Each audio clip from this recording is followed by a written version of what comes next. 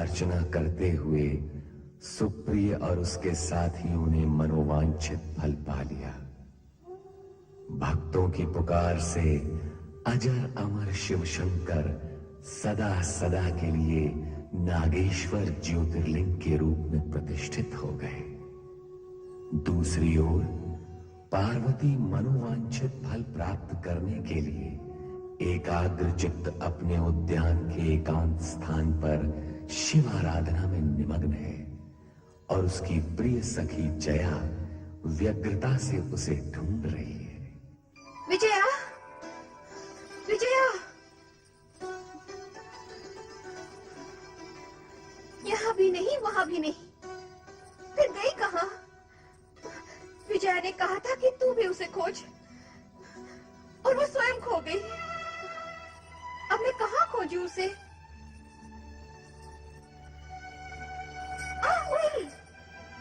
अरे विजया, तू कहाँ रह गई थी? तू बोलना, तू कहाँ थी अब तक? तेरी मति मारी गई है। तूने ही तो कहा था कि मैं इधर जाऊँ और तू उधर जाएगी पार्वती को ढूंढने के लिए। तो मैं ढूंढ ही रही हूँ। तो तू अब तक उसे ढूंढ ही रही है? क्यों, तूने ढूंढ लिया है उसे? नहीं। फिर तो मैं भी तुझसे यही प्रश्न कर सकती हूँ कि तू अब तक ढूंढ ही रही है उसे? अर्थात पार्वती नहीं मिली? नहीं। कहाँ गई होगी?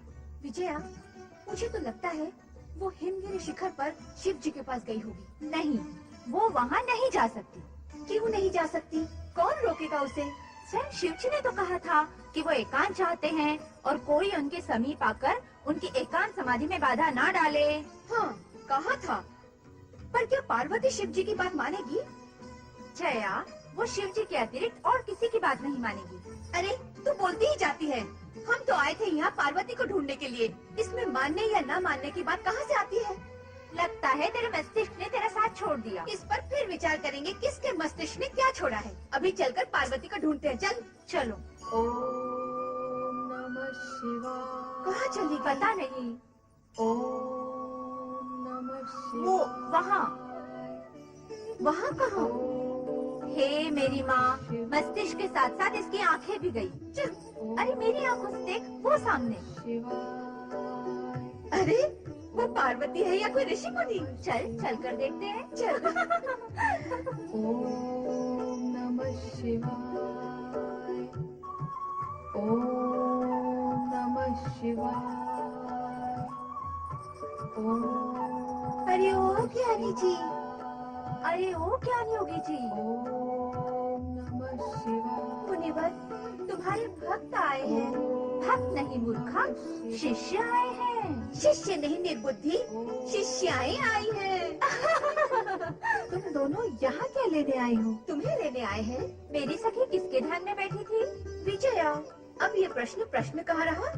हाँ रे हाँ, प्रश्न तो कब का उत्तर बन गया है। तुम्हें हर समय छेड़छाड़ ही सूझती है। हर समय नहीं, समय समय पर, यदा कदा, अर्थात कभी कभी। देखो, जब कोई ध्यान में बैठा हो तो उसे बाधा पहुंचाना उचित नहीं है। वो पाप का भागी होता है।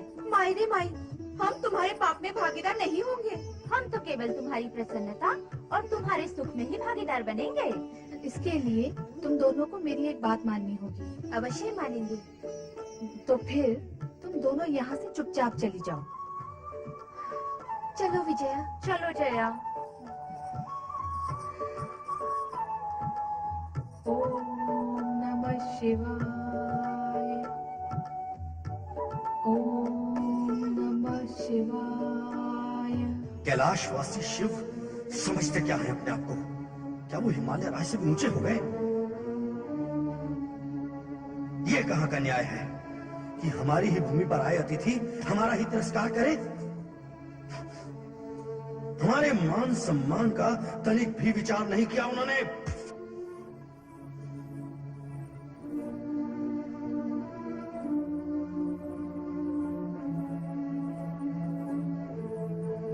पुत्र मेना, इसमें इतना उत्तेजित होने का क्या कारण है? माँ है।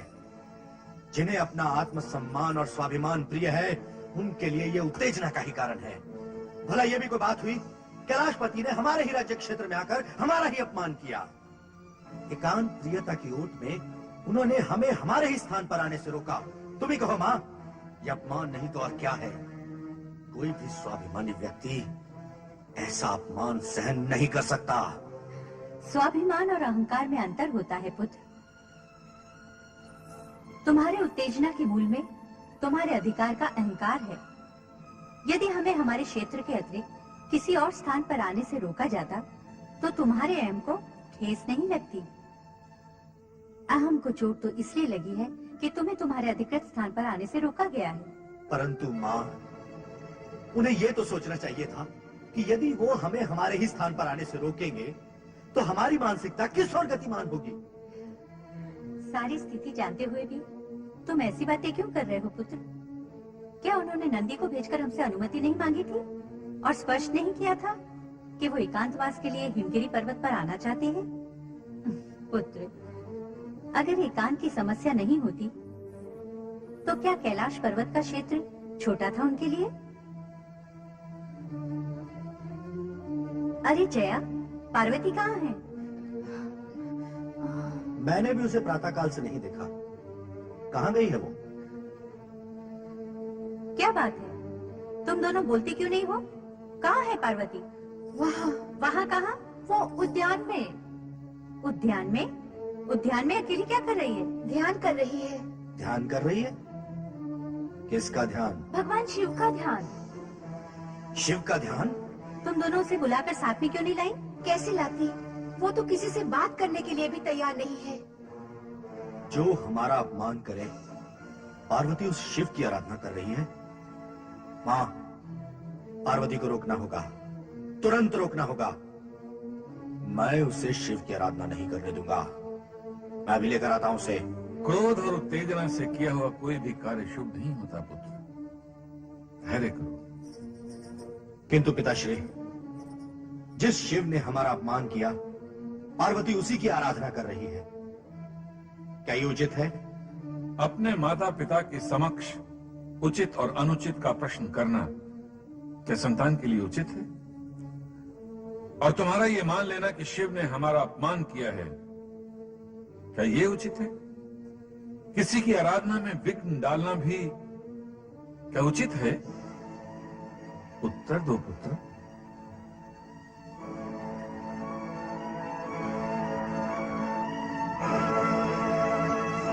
इन दोनों को कौन समझाए कि शिवलीला का रहस्य क्या है? कितने अज्ञानी हैं ये दोनों।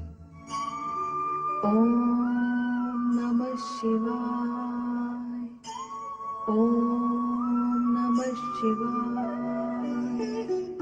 ओम नमः शिवाय। नारायण नारायण नारायण श्रीमन्नारायण नारायण नारायण नारायण नारायण नारायण श्रीमन्नारायण नारायण नारायण।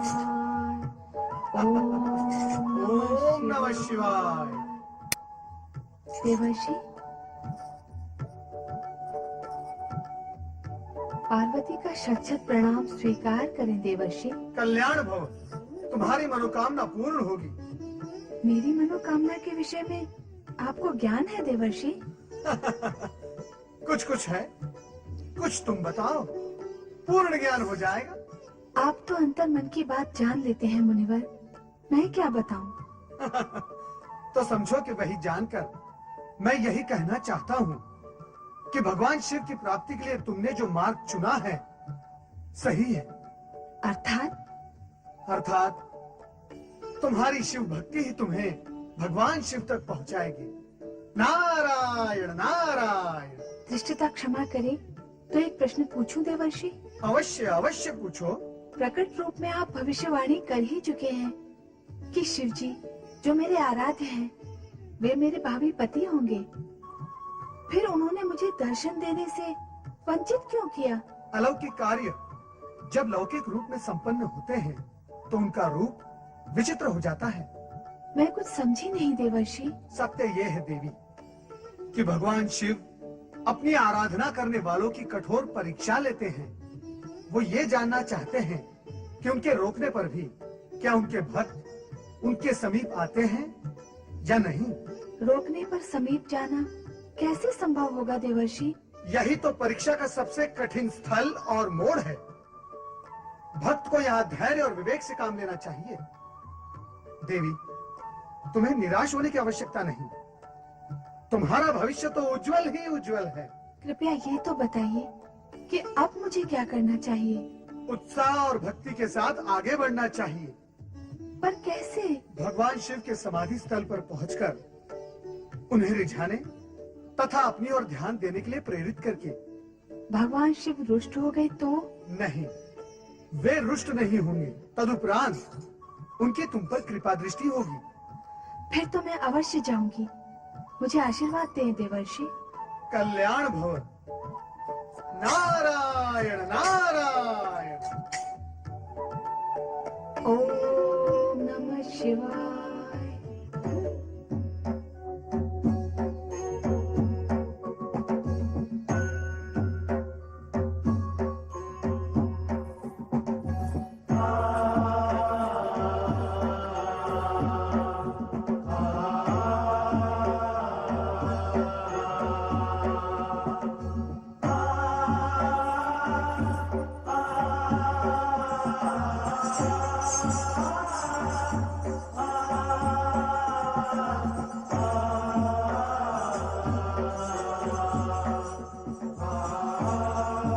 क्षमा करें देवी, स्वामी के एकांत ध्यान में बाधा ना डालें। अभी अभी तुम क्यों बाधा डाल रहे थे? उन्हें पुष्प अर्पित करके? मैं वह सब नहीं कर रहा था। मैं तो अपने स्वामी और आराध्य की आराधना कर रहा था। मैं भी वही और उतना ही करूंगी। अपने आराध्य की मौन पूजा करने आई हूँ। मेरी उपस्थिति से उन्हें तनिक भी विघ्न नहीं पड़ेगा।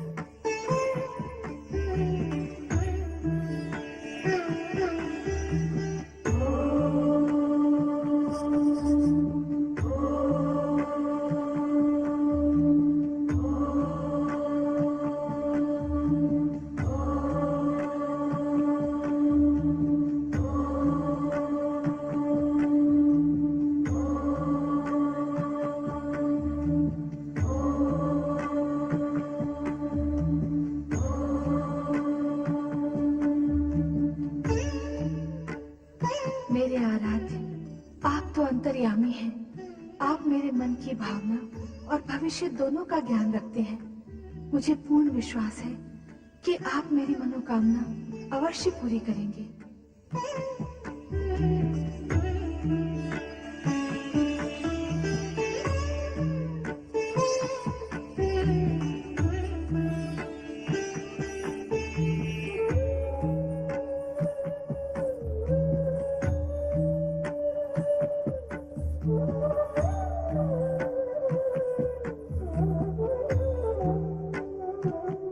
अरे जया, विजया, कहाँ चली गई?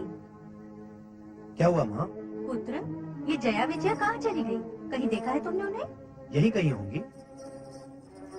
वो देखो, वो रही।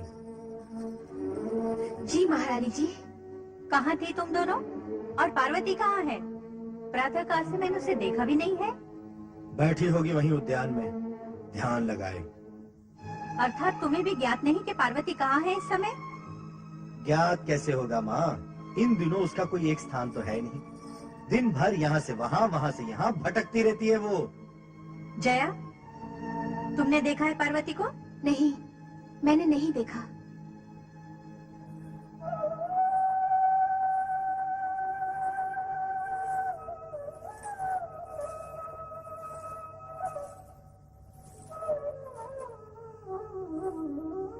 कहाँ गई थी तुम?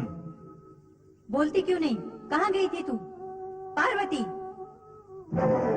मैं अपने आराध्य भगवान शिव के दर्शन और आराधना के लिए गई थी। पार्वती! अपने कुल की लाज मर्यादा का विचार है तुम्हें? विचार होता तो वहाँ जाती ही क्यों? उसके पास जिसने हमारा अपमान किया। अपमान सम्मान का विचार ना भी हो तो भी क्या इसका वहाँ जाना उचित है? उस भस्म से लिपटे कैलाशपति और योगी के पास। भैया, मैं आपसे विनती करती हूँ कि आप उनके सम्मान में कुछ न कहें। मुझसे सुना नहीं जाएगा। क्यों नहीं सुना जाएगा? जब मैं कह सकता हूँ तो तुम मेरी बहन होकर क्यों नहीं सुन सकती? इसलिए कि वे मेरे आराध्य हैं। किसने कहा उसकी आराधना करने के लिए? आपसे किसने कहा? उनके प्रति अपने मन में दुर्भावना रखने के लिए। क्या ये मेरे प्रश्न का उत्तर है? हाँ, यही उत्तर है। ये मनमानी की बात है। जिसके लिए मन माने वही आराध्य, न माने तो घृणा का पात्र। जिस आधार पर आप उनका अपमान करते हैं, उसी मन बुद्धि के आधार पर मैं उनकी आराधना करती हूँ। तुम बुद्धि से नहीं, मन और भावनाओं से कार्य कर रही हो पार्वती। जीवन के निर्णय भावनाओं के आधार पर नहीं होते। भैया, मैं आपसे पुनः प्रार्थना करती हूँ कि आप मेरी शिव आराधना में बाधक न हो, अन्यथा परिणाम शुभ नहीं होंगे।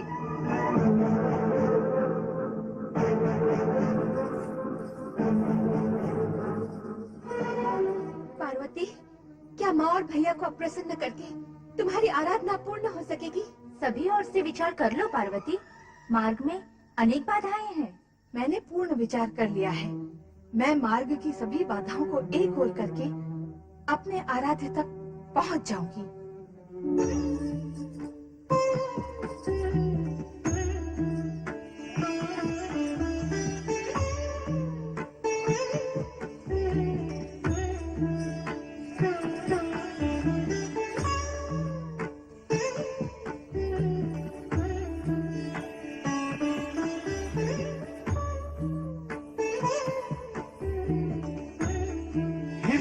पार्वती,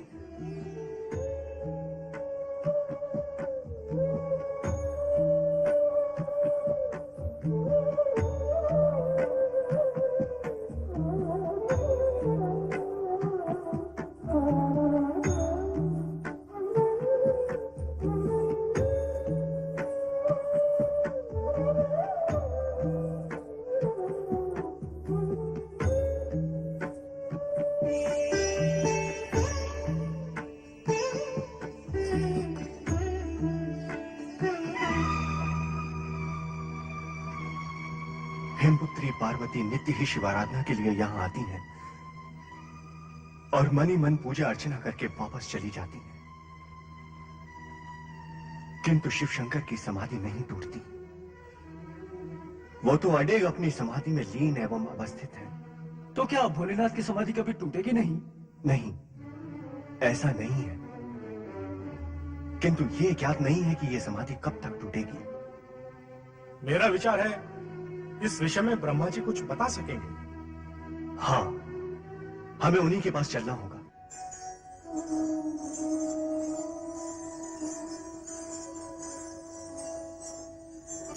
हमारा क्या होगा विजया? हमारा क्या होना है? धीरे बोल, पार्वती सुन लेगी। वो तो शिव जी की आराधना में डूबी हुई है, वो नहीं सुनेगी। तू बोल। मैं कह रही थी, जब राजकुमार मैनाक को पता चलेगा कि हम भी पार्वती के साथ आए हैं, तो वो हम पर भी क्रोध करेंगे। देख जया, तू मेरी बात सुन।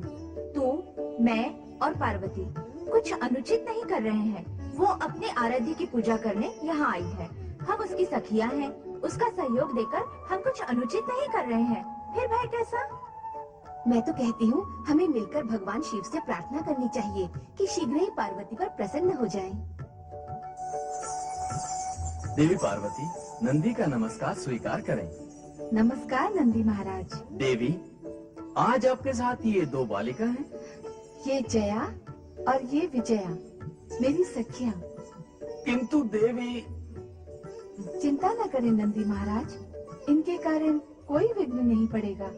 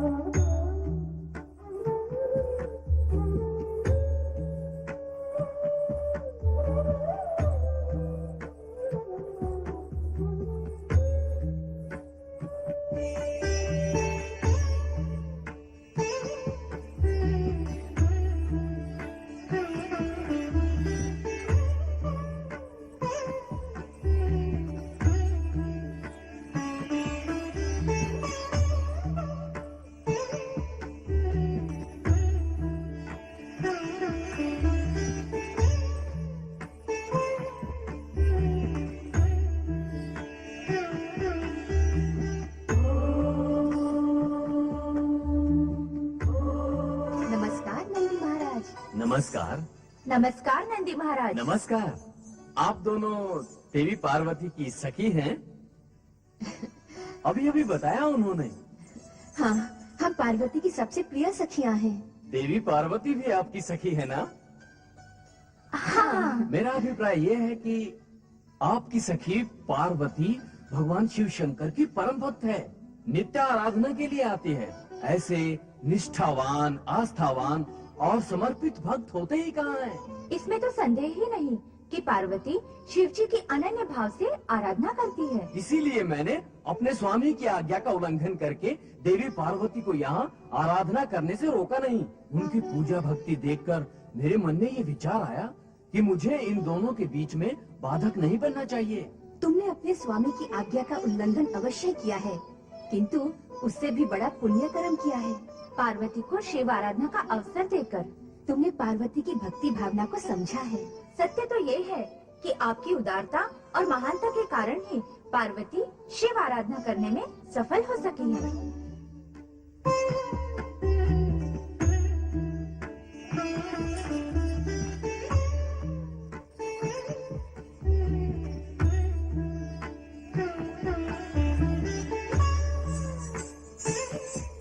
अच्छा नंदी महाराज, कल भेंट होगी। नमस्कार। नमस्कार। नमस्कार नंदी महाराज। नमस्कार। मेरा भी नमस्कार। मेरा भी नमस्कार।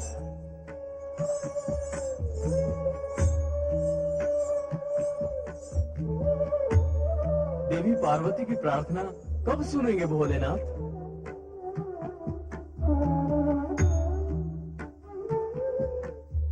देवराज देवराज इंद्र और देवगण भी इसी विषय को लेकर चिंतित व आशंकित थे कि कब पार्वती की आराधना सफल होगी, कब भगवान शिव के हृदय में अनुराग जागृत होगा और तदुपरांत उनके मंगल मिलन से पुत्र की उत्पत्ति होकर उसके द्वारा तारकासुर का वध होगा।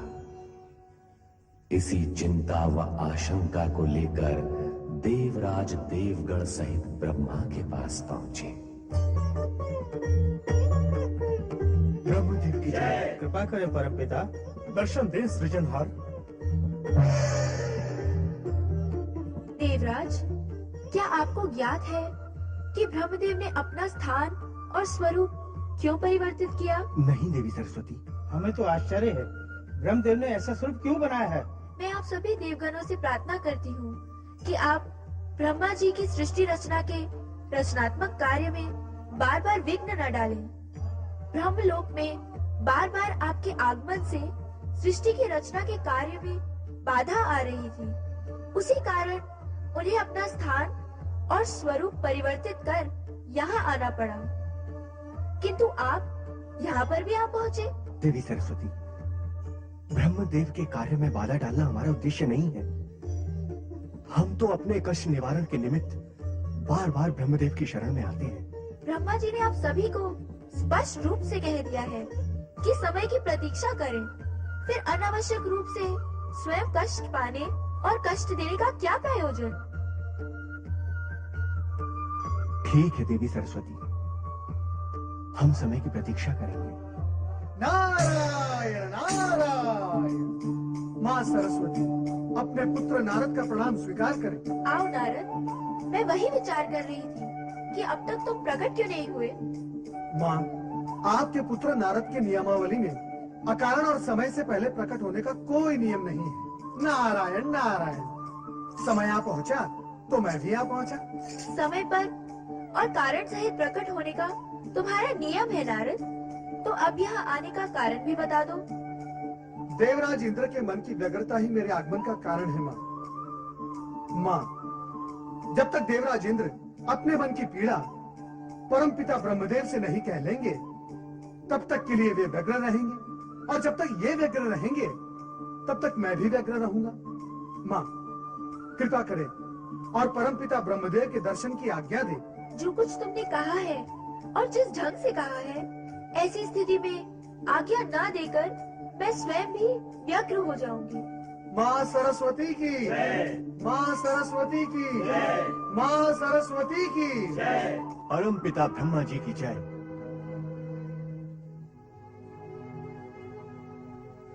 प्रणाम ब्रह्मदेव। ब्रह्मदेव, हमारी समस्या का कुछ हल करें। देवराज इंद्र, मैं तुम्हारी समस्या से भली प्रकार अवगत हूं, किंतु इस समय मैं तुम्हारी कोई सहायता नहीं कर सकता। परमपिता, कारण?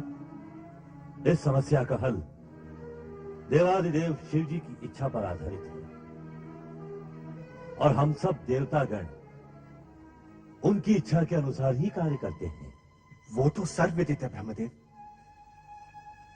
किंतु अब तारकासुर के अन्याय और अत्याचार सहन शक्ति की सीमा के परे जा चुके हैं। जब तक उस पापी दुष्ट का अंत नहीं हो जाता, हम देवों की समस्या का समाधान नहीं होगा ब्रह्मदेव। देवराज, एक ही सत्य को बार बार दोहराने पर भी तुम उसे भूल जाते हो। कौन सा सत्य ब्रह्मदेव? किसी का अधोपतन या अंत होता है तो उसके पुण्य कर्मों का फल क्षीण होने से, और किसी को सुख शांति संपदा और सौभाग्य की प्राप्ति होती है उसके पुण्य कर्मों के फलस्वरूप। तारकासुर तपस्या का सुफल भोग रहा है, और देवतागण तपस्या भूल गए हैं। जब पुण्य ही शेष नहीं है तो समस्याएं ही समस्याएं होंगी। आप आज्ञा करें ब्रह्मदेव, हम तपस्या करेंगे। मेरी आज्ञा पाकर तपस्या करने से क्या होगा? पुण्य संचित करने के लिए आप लोगों को शिव आराधना करनी होगी, ताकि आपके कष्ट मिट सके। परमपिता, पार्वती कितने समय से भगवान शिव की आराधना कर रही है, किंतु अब तक वो अपने लक्ष्य में सफल नहीं हुई। अज्ञानी मत बनो नारद, तुम्हें तो भली प्रकार विदित है कि आराधना और तपस्या कभी व्यर्थ नहीं जाती। पार्वती की तपस्या भी सफल होगी, उसकी आराधना भी सफल होगी। जब तुम काशी विश्वनाथ के ज्योतिर्लिंग की कथा सुनोगे तो इस सत्य को स्वीकार करोगे कि जब अपकर्म व्यर्थ नहीं होता तो जब तब से प्राप्त सत्कर्म कैसे व्यर्थ होगा। काशी विश्वनाथ में ज्योतिर्लिंग कैसे प्रकट हुए थे, हम सब सुनने के इच्छुक हैं देव। ये तो आप सभी जानते हैं कि शिव और शक्ति एक रूप है। शिव और पार्वती की लौकिक तथा वर्तमान लीला इस जगत के समक्ष तपस्या का महत्व बताने के लिए ही रची जा रही है, ताकि आने वाले युग में यह प्रसंग आदर्श प्रस्तुत कर सकें। मेरी बात सुनो कि शिव शक्ति का अर्धनारीश्वर रूप ही इस जगत में व्याप्त होगा।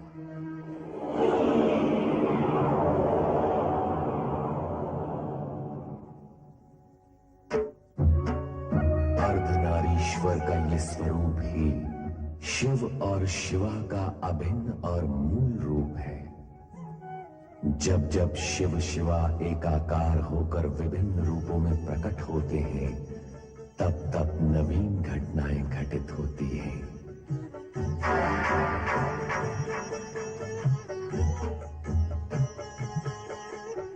हे विश्व के नाथ, सभी दिव्य विभूतियां दिव्य स्थानों पर विराजित हैं, पर हमारा स्थान कहाँ होगा? जहाँ विश्वनाथ सर्वप्रथम अवतरित होकर जगत के कल्याण की कामना करेंगे, वही स्थान हमारा होगा शिवा। भूखंड में वह कौन सा स्थान होगा विश्वनाथ, जहाँ आप अवतरित होंगे? काशी ही वो परम पावन स्थान होगा, जहाँ ज्योतिर्लिंग की स्थापना होगी और जहाँ समस्त प्राणियों के संपूर्ण पापों का नाश होगा। तो लीला आरंभ करें विश्वनाथ।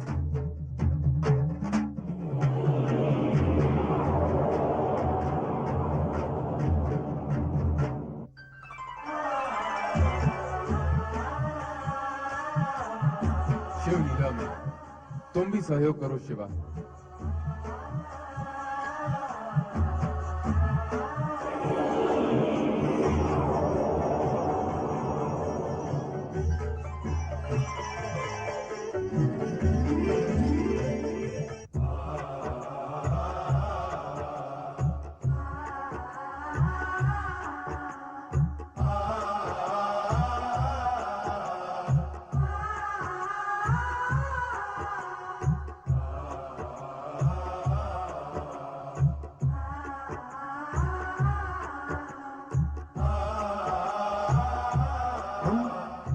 कौन है? हमें किसने उत्पन्न किया है? कहां से आए हैं हम? कहाँ जाएंगे हम?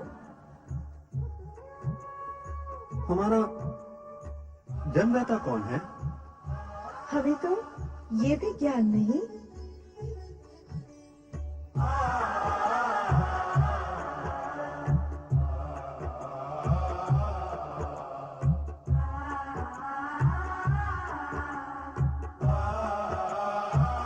तुम नहीं जानती कि मैं कौन हूं? नहीं, मैं नहीं जानती कि तुम कौन हो, किंतु यदि तुम जानते हो तो बता दो कि मैं कौन हूं।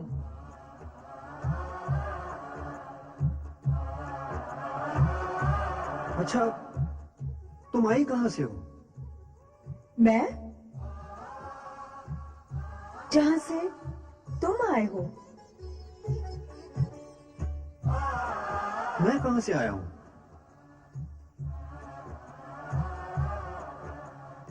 जहां से मैं आई हूं।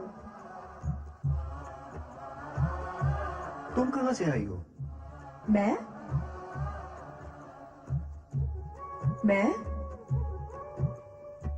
कहां से आई हूं? मैं कहां से आई हूं?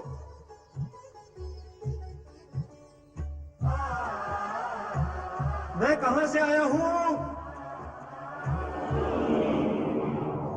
ए नर, ए नारी, तुम शिव और शिवा से उत्पन्न नर और नारी हो। व्यग्रता का त्याग कर अपने पिता शिव की आराधना और तपस्या करो, तुम्हें सभी प्रश्नों के उत्तर मिल जाएंगे। आराधना क्या होती है? तपस्या किसको कहते हैं? शिव की कृपा और इच्छा से उनके त्रिशूल पर पृथ्वी का एक खंड प्रकट होगा, जिसे काशी नाम से जाना जाएगा। काशी में पहुंचते ही तुम्हें आराधना और तपस्या की स्वयं स्फूर्ति एवं प्रेरणा होगी। अपने सभी प्रश्नों का समाधान तुम्हें प्राप्त हो जाएगा।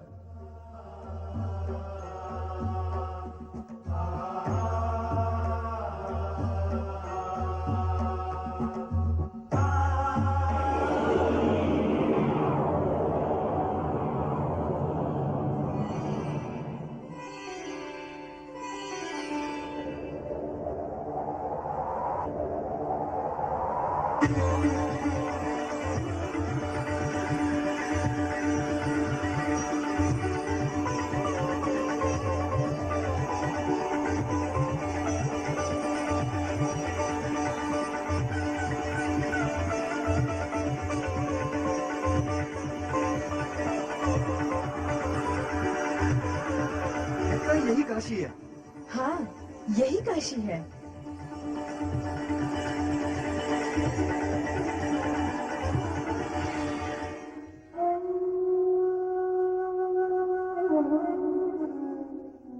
कितनी अद्भुत है ये काशी नगरी, मन प्रसन्न हो गया। ऐसी अलौकिक नगरी देखकर आंखें धन्य हो गई। मन में ऐसी प्रेरणा जागृत हो रही है कि हमें शिव आराधना करनी चाहिए। मेरी आत्मा भी इसकी इच्छुक है।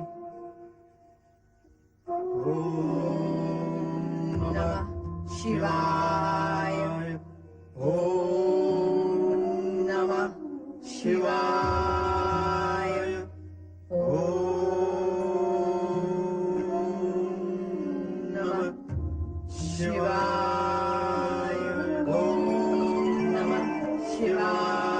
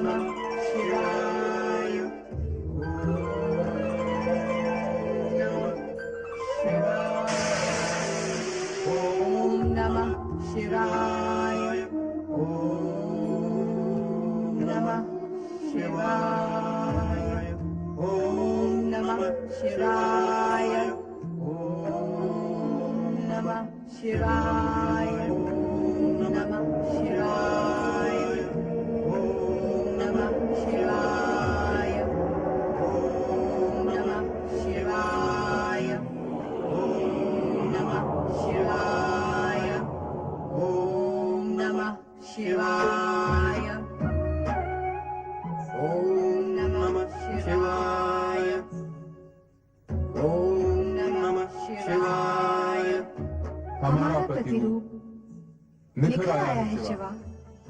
हाँ, मन भी मुखर हो उठे हैं। दोनों तपस्या में लीन हैं। ओम नमः शिवाय। तपस्या पूर्ण हो गई।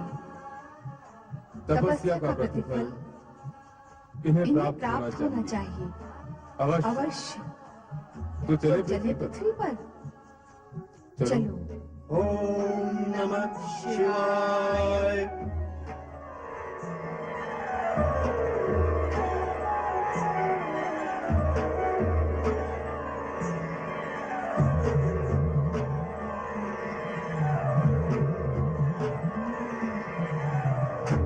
ओम नमः शिवाय। आंखें खोलो। हमसे उत्पन्न पुरुष एवं प्रकृति आंखें खोलो।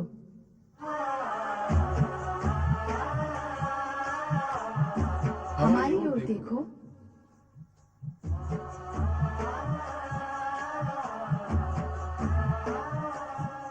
हम तुम्हारी तपस्या से प्रसन्न हैं।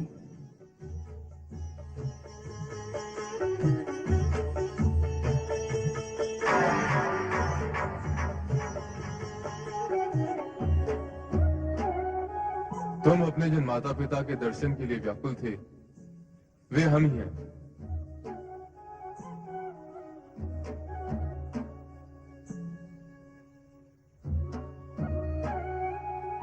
तुम जानना चाहते थे कि तुम्हारी उत्पत्ति कैसे हुई।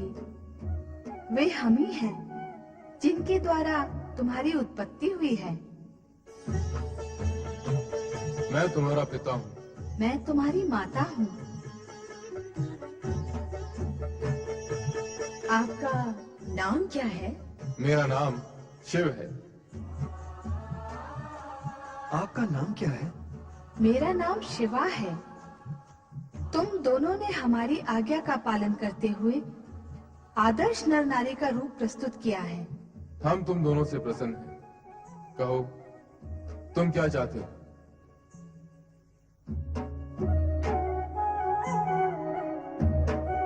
अपनी मनोकामना कहो, हम उसे पूर्ण करेंगे। हम क्या बताएं कि हम क्या चाहते हैं? हमारी मनोकामना क्या है हमें ज्ञात नहीं है। हम आप ही से उत्पन्न हुए हैं। आप ही बताएं कि हमें क्या मांगना चाहिए। हाँ, उचित यही होगा कि आप हमें बताएं कि हमें क्या चाहिए। प्रभु, हमसे उत्पन्न इन जगत के प्रथम नरनारी युगल की तपस्या को अमर करने के लिए आप सदा सदा के लिए काशी विश्वनाथ ज्योतिर्लिंग के रूप में प्रतिष्ठित हो जाएं। आपके ज्योतिर्लिंग की आराधना से काशी में मुक्ति कामना से आए आपके भक्तों का कल्याण होगा। तथास्तु।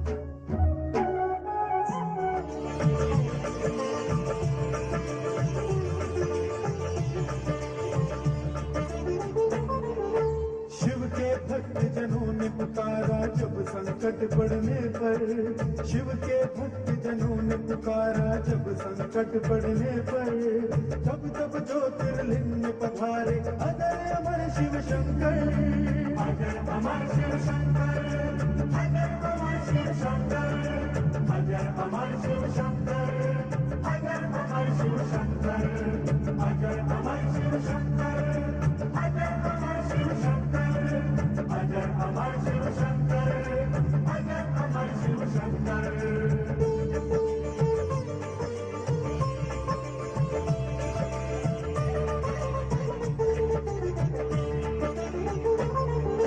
काशी नगरी वाराणसी में ज्योतिर्लिंग है विश्वेश्वर। मुक्ति धाम है ये काशी जो शिव जी का है प्रिय नगर। अभिमुक्तेश्वर लिंग है जिसकी स्वयं प्रभु ने स्थापना की। इस लिंग की हर शिवधर ने पाशुपत योग से पूजा की। यही पे प्रकृति और पुरुष ने शिव शक्ति का ध्यान किया। उनको अर्पित होके अर्जित यही पे मन का ध्यान किया। काशी के विश्वेश्वर लिंग की महिमा कहीं न जाए। इनके दर्शन करके मानव पाप से मुक्ति पाए। विश्वनाथ शिव की जय हो। विश्वनाथ शिव की जय हो। विश्वनाथ शिव की जय हो। विश्वनाथ शिव की जय हो। विश्वनाथ शिव की जय हो। विश्वनाथ शिव की जय हो। विश्वनाथ शिव की जय हो। विश्वनाथ शिव की जय हो। काशी